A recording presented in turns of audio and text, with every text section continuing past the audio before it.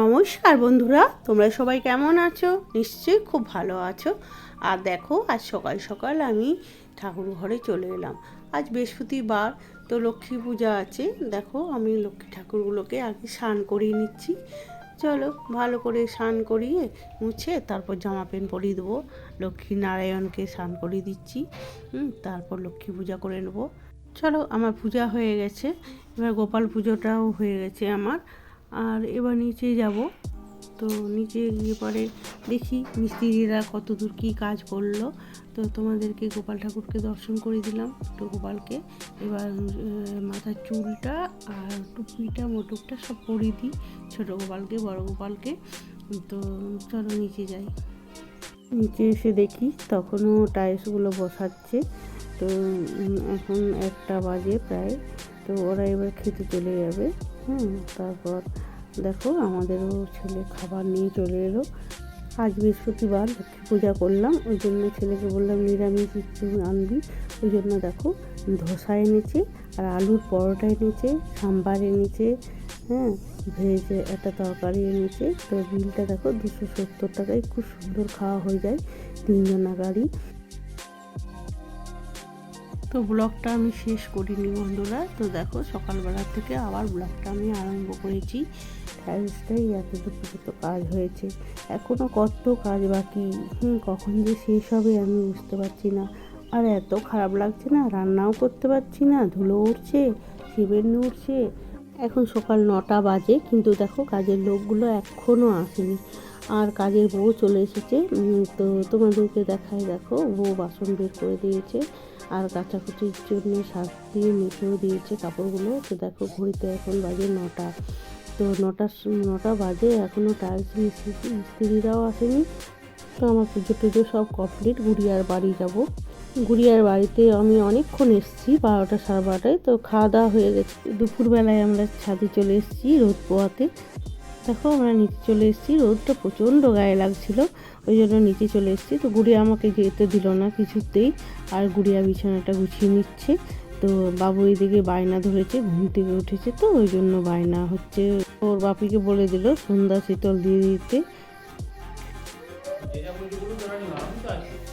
আমি বললে তো হবে না, শোনো এই কলটা দিয়ে ও এই কলটা কি ধরে চল না বাইরে বাইরে হাতে জানি হাতে নেই ও এসে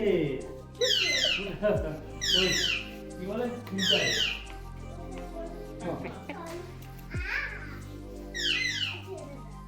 তো দেখো বন্ধুরা, বাবু বায়না ধরেছিল, তো ওর মেজো জেঠু ওকে ভুলিয়ে দিল।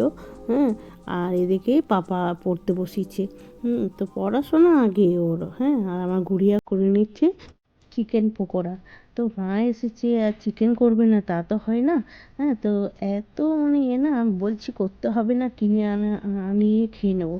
তো যে না, আমি হাতে করলে সবাই মিলে বেশি বেশি খাবো। ওই জন্য দেখো, চিকেন পকোড়াটা খুব ভালো বানায় আমার গুড়িয়া। তো সমস্ত রকম আইটেম দিয়ে দিয়েছে, এবার ডিম দিয়ে দিচ্ছে ফাটিয়ে।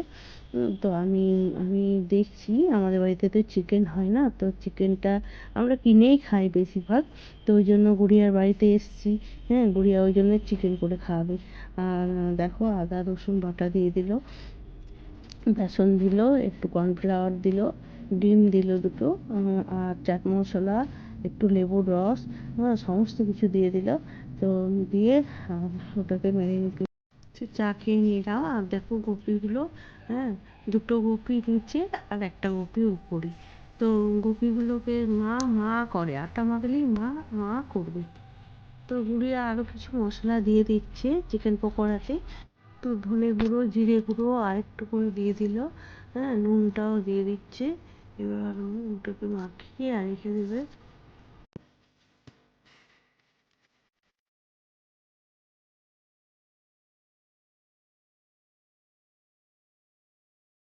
মশলা একটু কম হয়ে গেছে বলে সব রকম মশলা আর একটু করে দিয়ে দিচ্ছে। প্রথমে চাট মশলা একটু দিয়ে দিল, তারপর আর একটুখানি বেসনও লাগবে। তো আমি বললাম একটুখানি বেসনও দিয়ে দে, ওই জন্য বেসনও দিয়ে দিচ্ছে।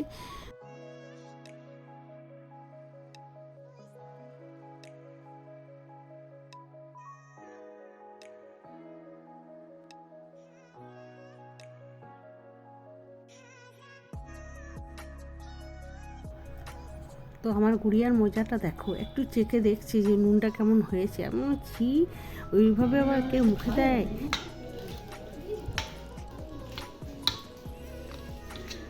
ঢাকা দিয়ে দে।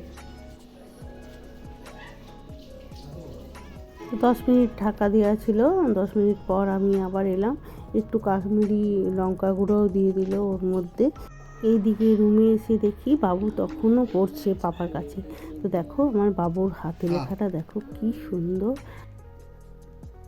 326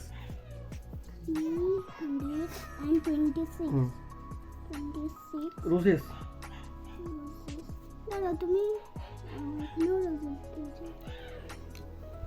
তো ভাবতে পারো আমরা তখন বাংলায় অঙ্ক করতাম, এখন বাবু ইংরাজিতে অঙ্ক করছে। তো চলো বাবুর পকোড়াগুলো ভেজে নিচ্ছে বিনা লঙ্কাতে, মানে লঙ্কা ছাড়া। তো বাবুরগুলো আগে ভেজে তুলে দিই, তারপর সবার জন্যে লঙ্কা দিয়ে করবে। তো দেখো আমার মেয়ে ভেজে নিচ্ছে, আমি এদিকে ভিডিও করছি। যে পাটিগণিতগুলো আমরা বাংলায় করতাম সেটা ও ইংরাজিতে করছে, ভাবতে পারছো? এইটুকুনি মেয়ে। কাঁচা লঙ্কা দিয়ে দিল। তো কাঁচা লঙ্কা দেওয়ার পর এবারে কাঁচা লঙ্কা দিয়ে ওগুলো ভেজে নিচ্ছি।